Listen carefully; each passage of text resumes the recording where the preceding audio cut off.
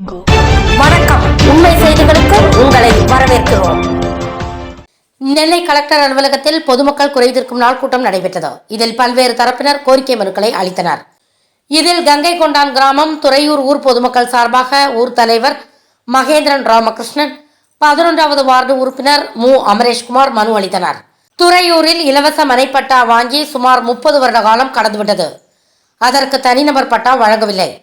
அரசு விதிப்படி அரசு பட்டா வழங்கி 30 வருடம் கழிந்துவிட்டால் தனிநபர் பட்டா அரசு கொடுக்க வேண்டும். ஆனால் வருடம் 35 ஆகியும் அரசு வழங்கவில்லை. மொத்தம் 192 பட்டாவில் 77 தனிநபர் பட்டா வரவில்லை. மேலும் 1981 33 பட்டா வரவில்லை. மேலும் அங்குள்ள வட்டாட்சியாளரிடம் கேட்டபோது பட்டா வராது என்று பொதுமக்களிடம் பேசியுள்ளார். இவ்வாறு எங்களுக்கு விளக்கம் கொடுக்காத மற்றும் பட்டா வழங்காத அதிகாரிகள் மீது துறை ரீதியாக நடவடிக்கை எடுக்கவும், மேலும் பொதுமக்களுக்கு வரவேண்டிய எஞ்சிய பட்டாவினை வழங்கிட மாவட்ட ஆட்சியர் ஆணை பிறப்பித்து எங்களுக்கு உதவிட வேண்டும் என்றும் மனுவில் குறிப்பிட்டுள்ளனர்.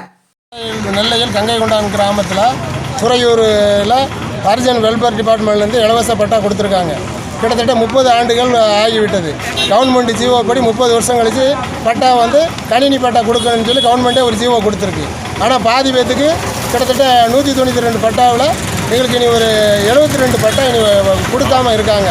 அந்த இலவச பட்டாவை கணினி பட்டா எங்களுக்கு மிக விரைவில் வழங்கவில்லை என்றால் நாங்கள் வருகிற திங்கட்கிழமை உண்ணாவிர போராட்டம், நாங்கள் ஊரோடு சேர்ந்து உண்ணாவிர போராட்டம் இருப்போம். கிராம நிர்வாக அதிகாரி ஆஃபீஸில் நாங்கள் உண்ணாவிரம் இருப்போம்.